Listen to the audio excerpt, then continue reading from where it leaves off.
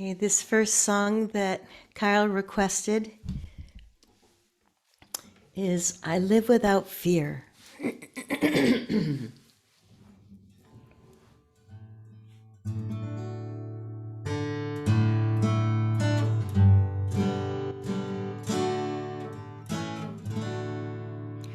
The green summer fade and winter draw near. My Lord, in your presence I live without fear. Through tempests, through snows, through turbulent tide, the touch of your hand is my strength and my guide. I ask for no riches that death can destroy. I crave only thee, your love and your joy. I ask for no riches that death can destroy. I crave only thee, your love and your joy. The dancers will pass, the singing must end. I welcome the darkness with you for my friend.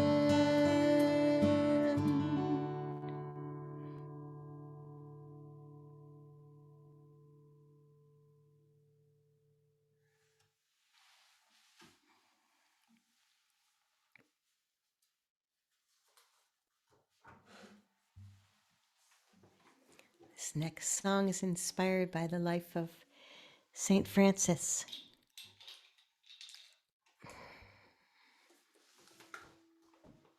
I wander with thee.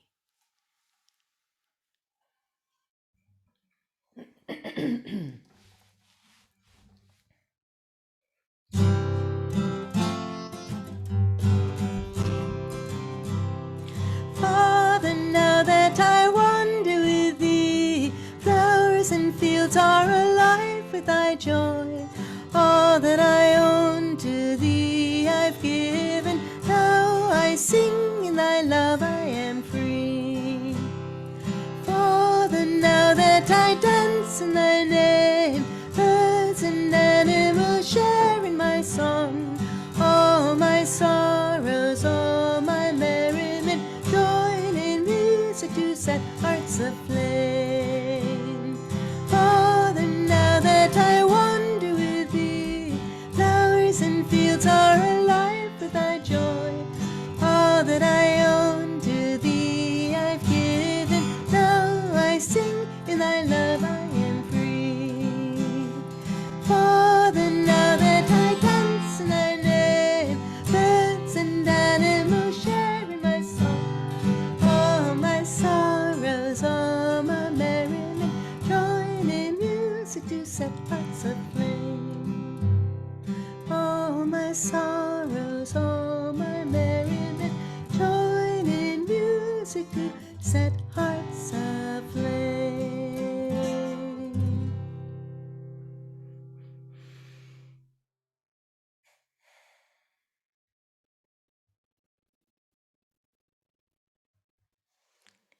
We'll take this chant of Yogananda's into meditation.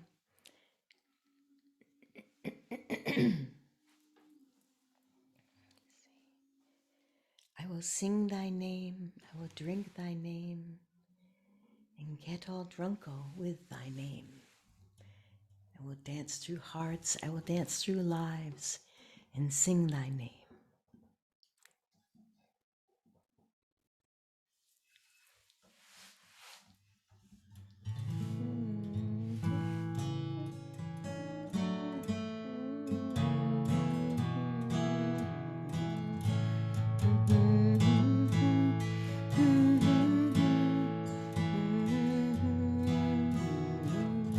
I will sing thy name. Let's raise it a little bit. Sorry, that's just a little too high, too low. I will sing thy name, I will drink thy name, get all drunk with thy name. I will sing thy name, I will drink thy name, get all drunk with thy name. Om Christ, Om Christ, Om Christ, Om. Om Christ, Om Christ, Om Christ, Om. Om Christ, Om Christ, Om Christ, Om. Om Christ, Om Christ, Om Christ, Om. I will sing thy name, I will drink thy name, get all drunk up with thy name. I will sing thy name, I will drink thy name, get all drunk up with thy name. Om Guru, Om Guru, Om Guru, Om. Om Guru, Om Guru, Om Guru, Om. Om Guru, Om Guru, Om Guru, Om. Om Guru, Om Guru, Om Guru, Om. I will sing thy name, I will drink thy name, get all drunk up with thy name. I will sing thy name, I will drink thy name, get all drunk up with thy name. Om Jesus, Om Jesus, Om Jesus, Om. Om Jesus, Om Jesus, Om Jesus, Om. Om Jesus, Om Jesus, Om Jesus, Om. Om Jesus, Om Jesus, Om Jesus, Om. I will sing thy name, will drink thy name, get all drunk up with thy name. I will sing thy name, I will drink thy name, get all drunk up with thy name. Om Guru, Om Guru, Om Guru, Om. Om Guru, Om Guru, Om Guru, Om. Om Guru, Om Guru, Om Guru, Om.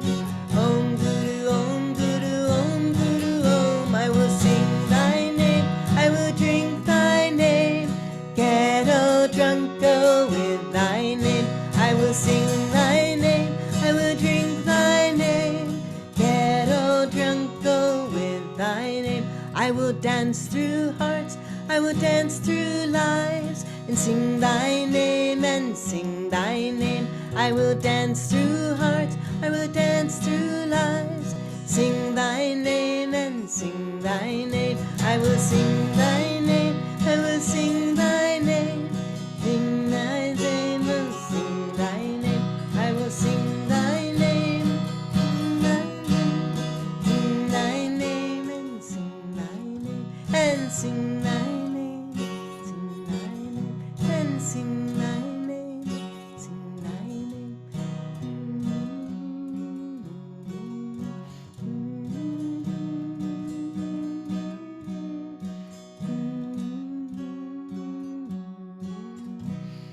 Sing thy name, sing thy name, get all drunk with thy name.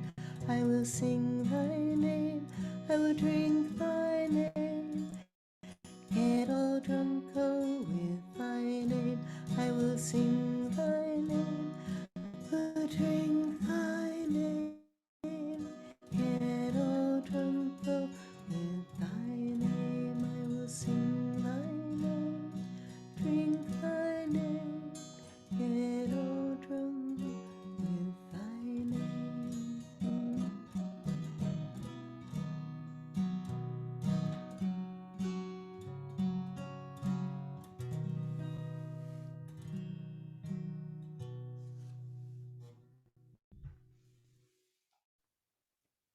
Come into a comfortable seat.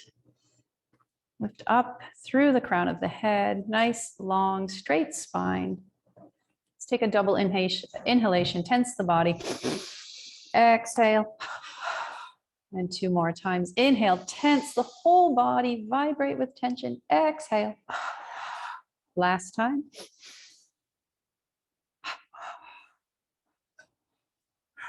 Now, keeping that long, energetic inner spine awake. Allow the physical body to soften. The breath come back to its natural rhythm. And lift the inner gaze to the point between the eyebrows. Feel as though you're gazing out through closed eyes to a point just above the horizon. or feeling yourself looking out through the forehead at the point between the eyebrows, keeping all the muscles of the face and eyes soft and relaxed. If you feel to, you can repeat the sacred mantra, Hong, Saw. Every time the body inhales, mentally repeat Hong, H-O-N-G. And when the body exhales, Saw, S-A-U. The meaning, I am spirit, or thou and I are one.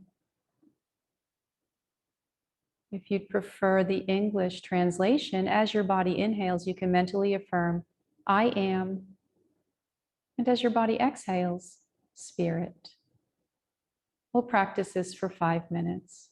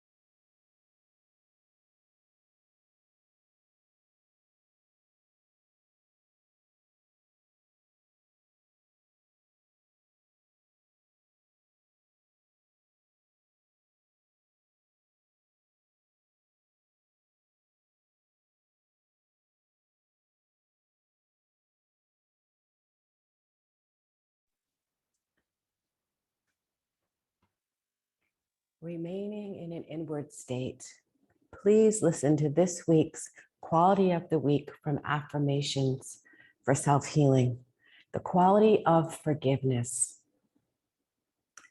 Forgiveness is the sword of victory. When we forgive those who seek to hurt us, we rob them of their very power to do us harm. But still, if they respond with love, they will unite their strength to ours, and so our strength becomes doubled. But forgiveness should not be given primarily for its effect on others, but rather for the freedom it affirms in our own hearts. Let no outward circumstance condition your inner happiness.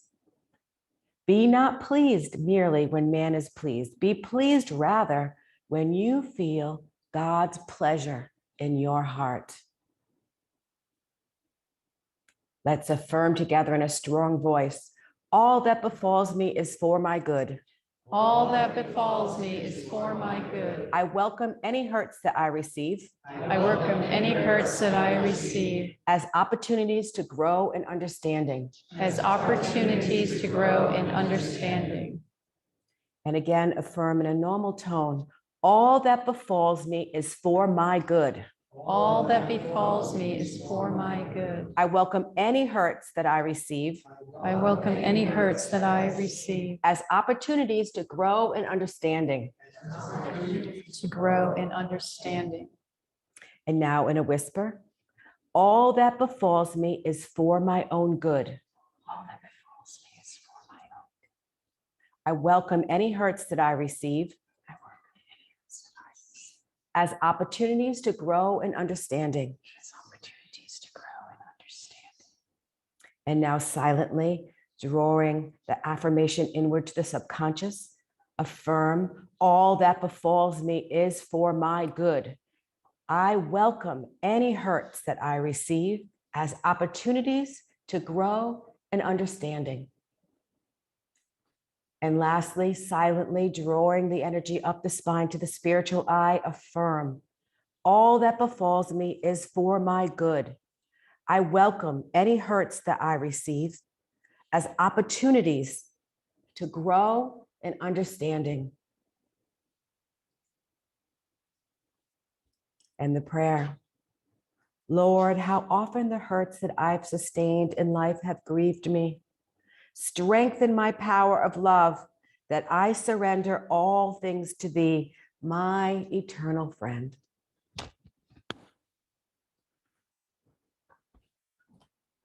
And now we'll have our reading.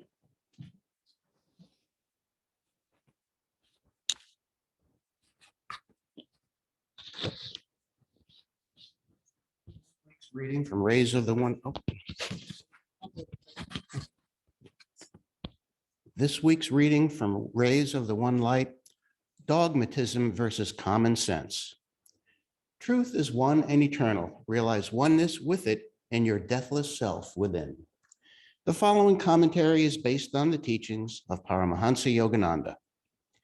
In the Gospel of St. Matthew, chapter 7, Jesus warns, beware of false prophets which come to you in sheep's clothing, but inwardly they are ravenous wolves. Ye shall know them by their fruits. Do men gather grapes of thorns or figs of thistles? Even so, every good tree bringeth forth good fruit, but a corrupt tree bringeth forth evil fruit. A good tree cannot bring forth evil fruit, neither can a corrupt tree bring forth good fruit. Wherefore, by their fruits ye shall know them. Jesus here is indeed many times during his teachings counsels people to their use of God-given common sense and not to rely on high-flown but undemonstrable claims. Common sense goes beyond abstract reason, for it is rooted in actual experience. Even common sense, however, is deficient when the judgment called for goes beyond sensory experience. Ultimately, what he emphasized always, therefore, was intuitive perception. Thus, he expected more of his disciples than crude common sense, and often scolded them for being too literal-minded, as he did elsewhere when they sought his statement, "I have meat to eat that you know not of," meant that he had steaks or sandwiches secretly about his person. His reference, of course, was to spiritual, not material substance. Words, even though appearing in the scriptures, are no substitute for direct perception of truth. Therefore, the Bhagavad Gita says in the 2nd chapter, "The sage who knows God has as little need for the scriptures as one might have for a pond when the whole land is covered in flood." Thus, through Holy Scripture, God has spoken to mankind. Oh.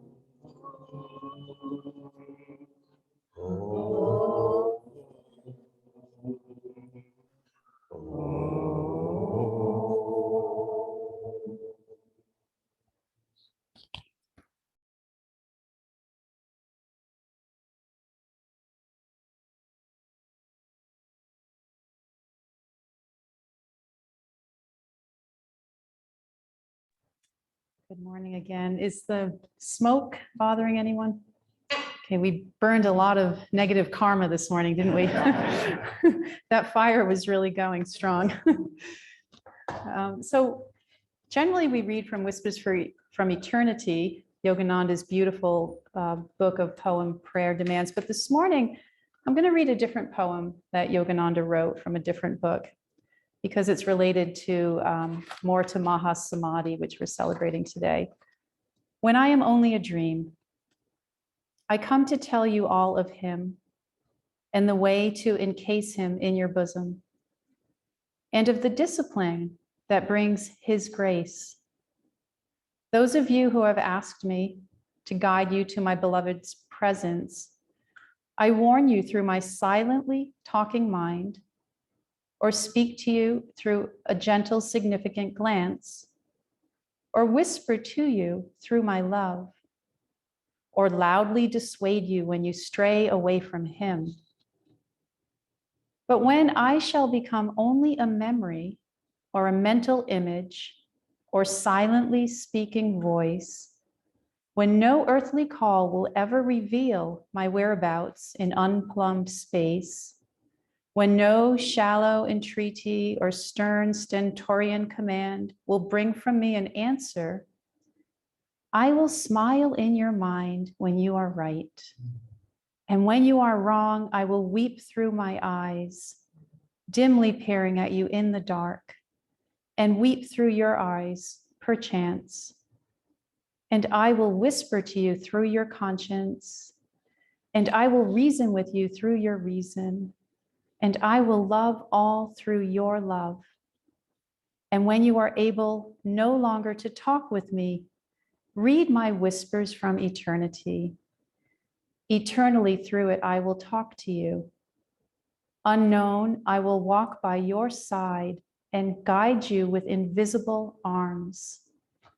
And as soon as you know my beloved and hear his voice in silence, you will know me again more tangibly than you knew me on this earth plane. And yet, when I am only a dream to you, I will come to remind you that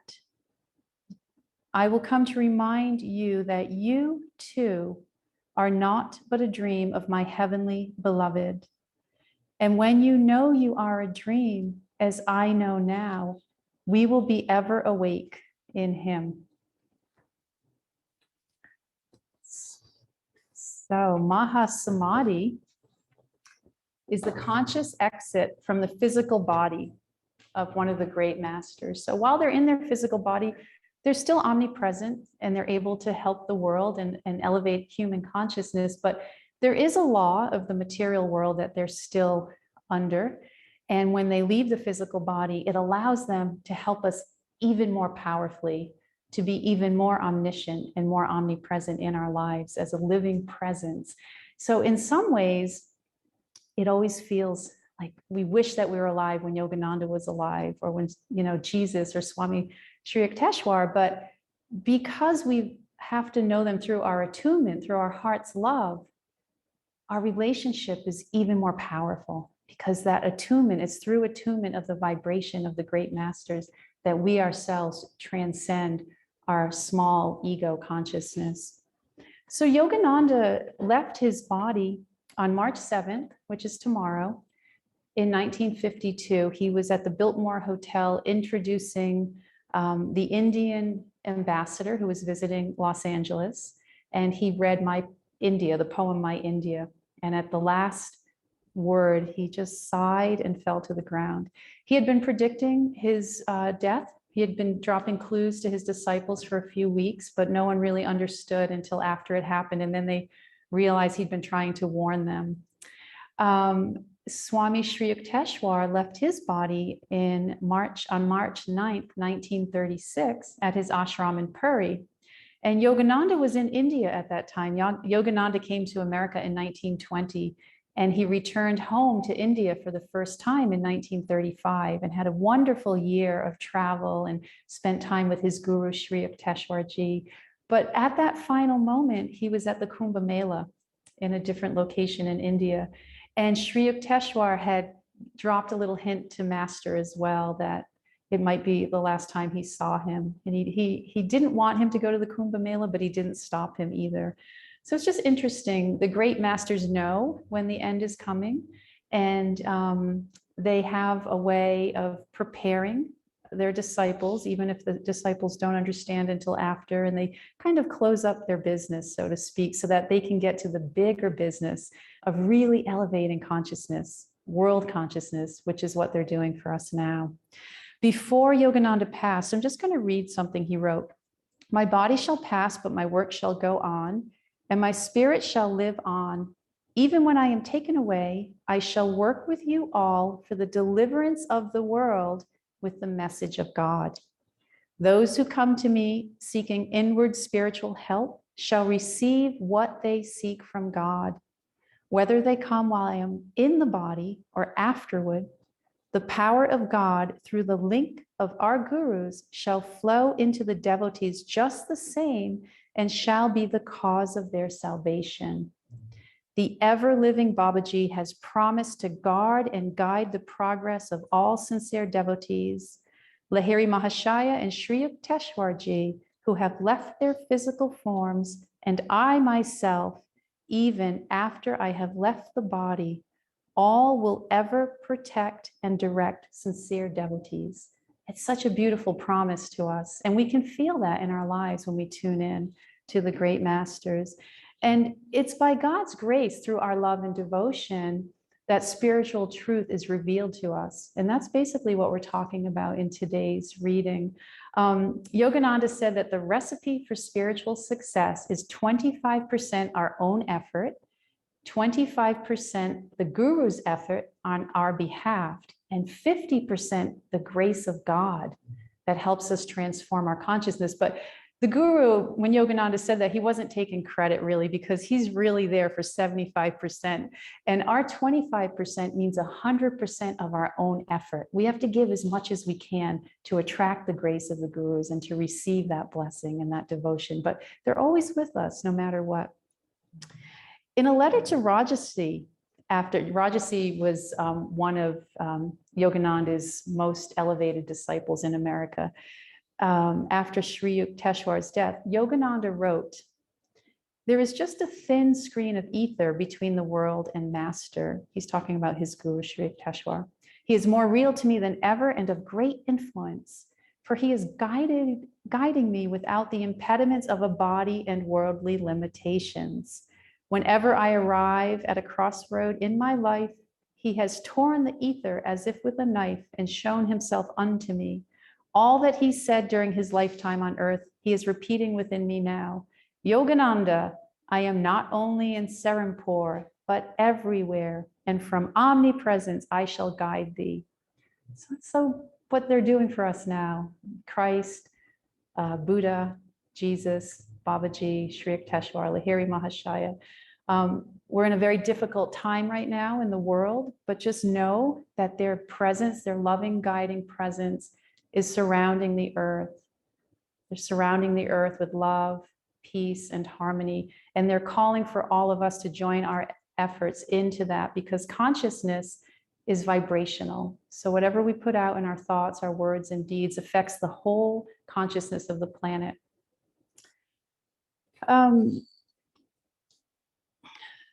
The deeper and more perfect our relationship is to the Guru and God, the more clearly we perceive divine truth.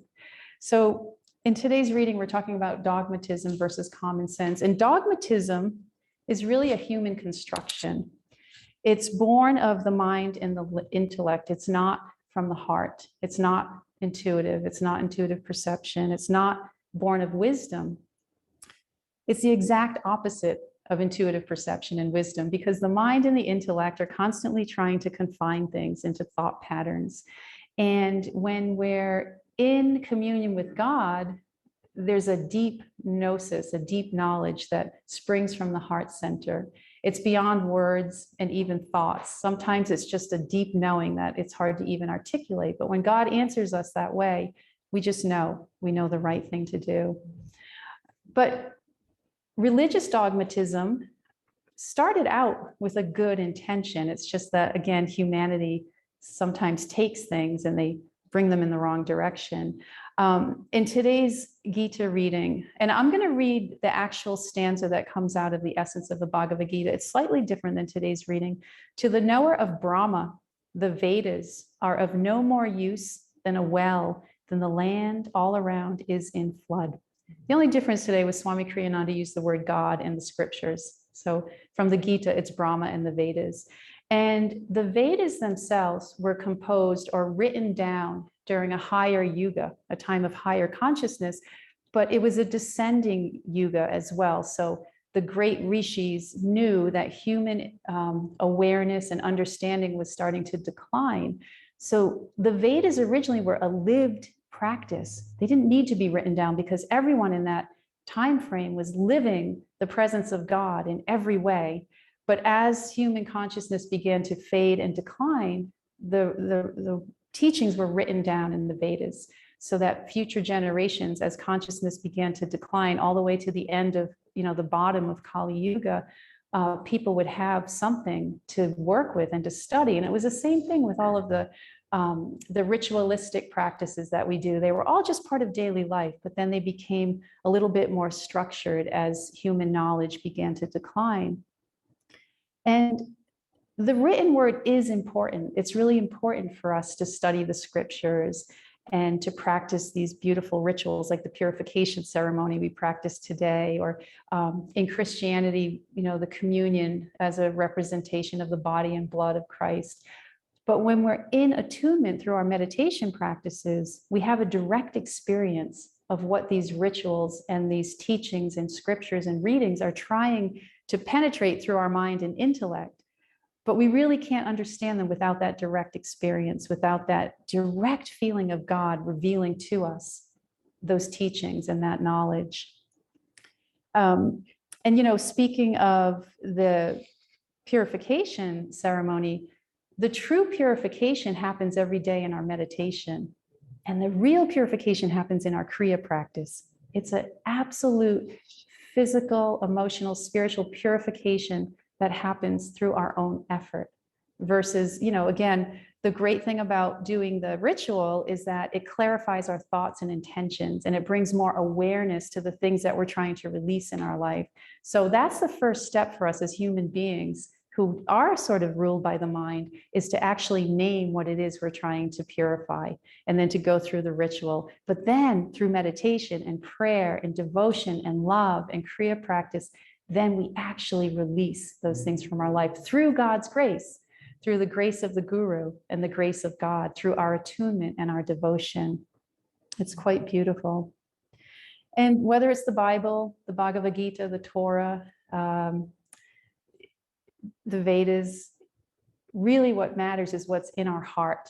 The words on the page aren't as important as finding that living truth within our heart in everything we do, to live the teachings, to live the truth.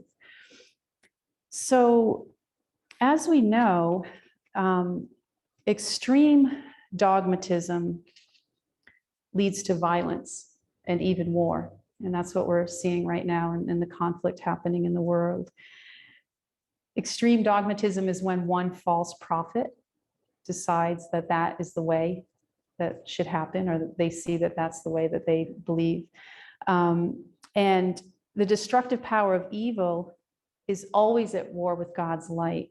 So again, we have this great net of consciousness that we're all part of.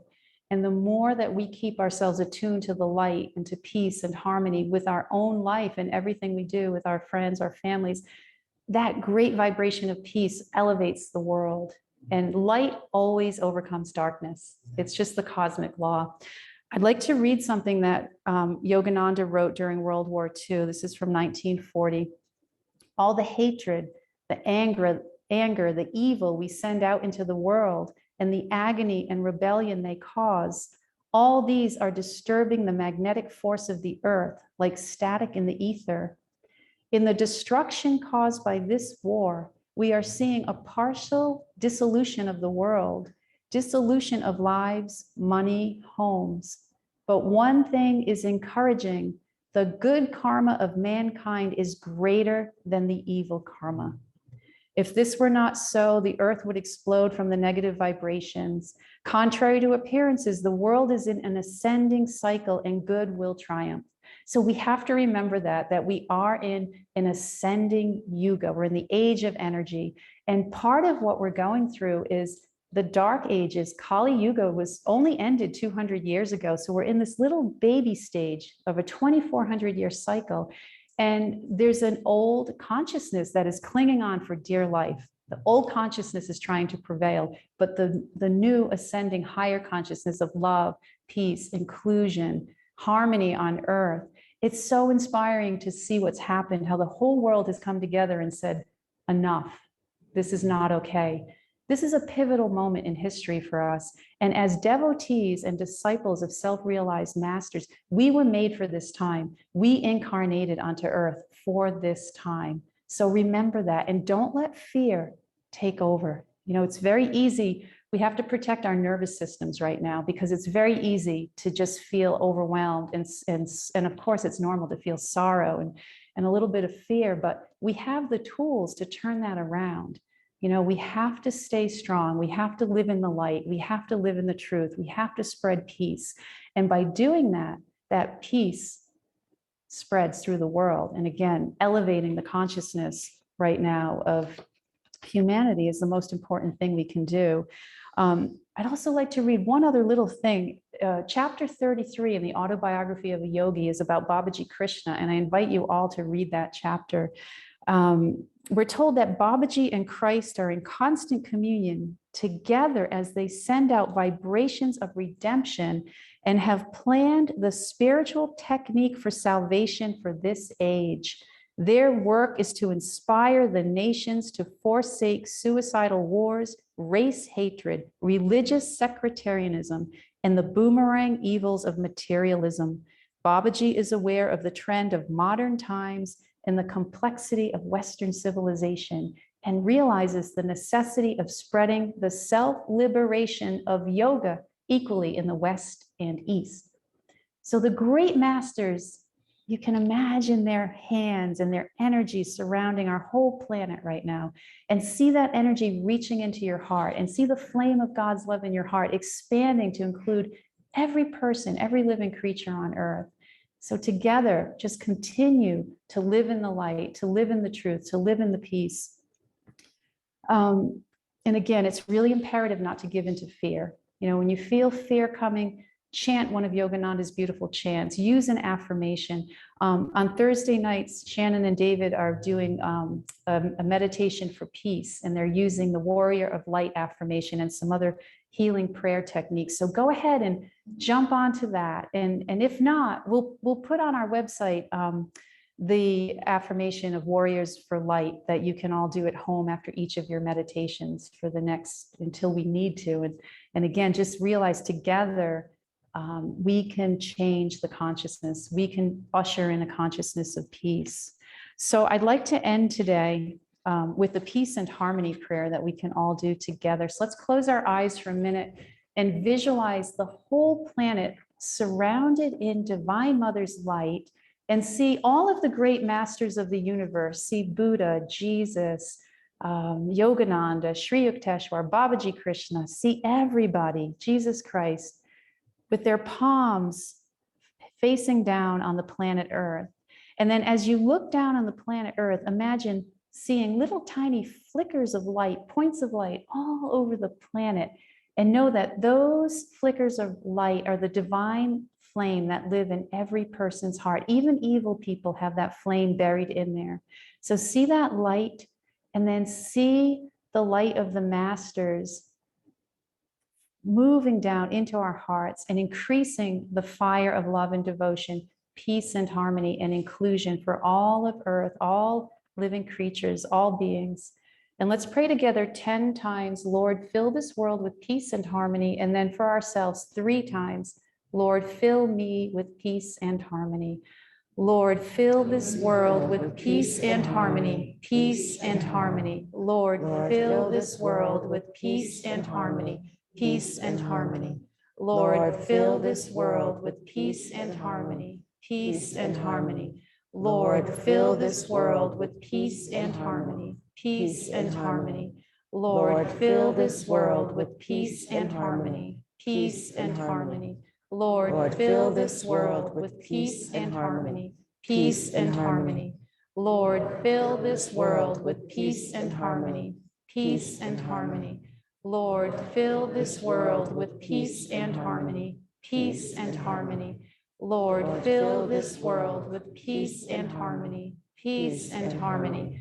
Lord, fill this world with peace and harmony, peace and harmony. And for ourselves, Lord, fill me with peace and harmony, peace and harmony. Lord, fill me with peace and harmony, peace and harmony. Lord, fill me with peace and harmony, peace and harmony. Let's rub our hands together, send out Om 3 times, see the whole world surrounded in divine light and peace.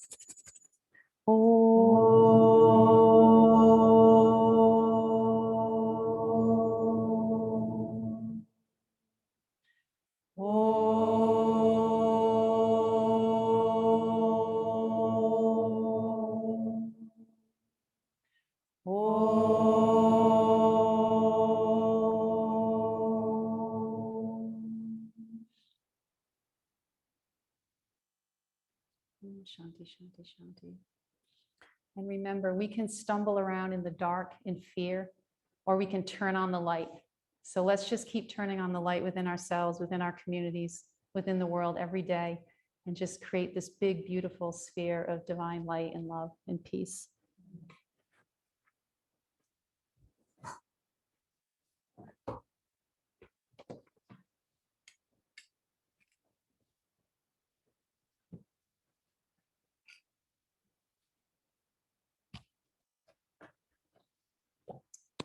We'll have our offertory now.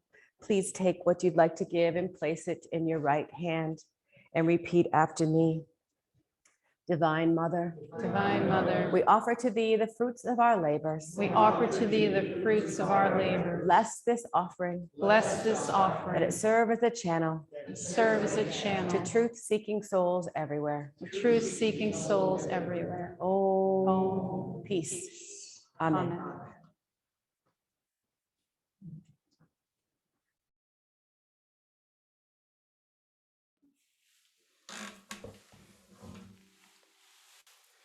This song is entitled Peace.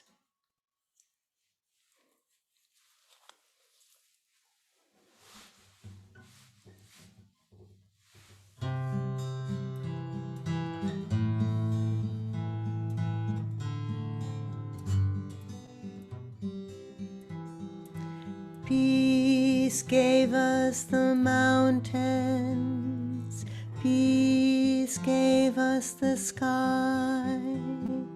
Nightly when starlight enfolds us, peace is its lullaby.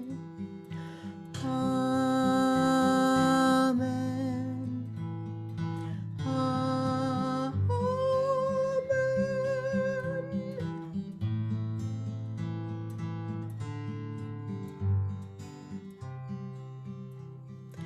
Peace gave us the morning, peace gave us the sun, bird songs that call us to welcome day and fresh labors begun.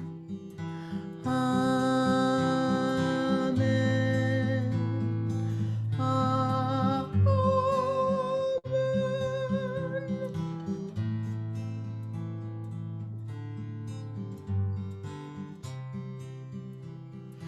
Peace gave us the seasons, peace gave us the rain, cool clouds that call us to welcome, mist hands that soothe away pain. Amen. Amen.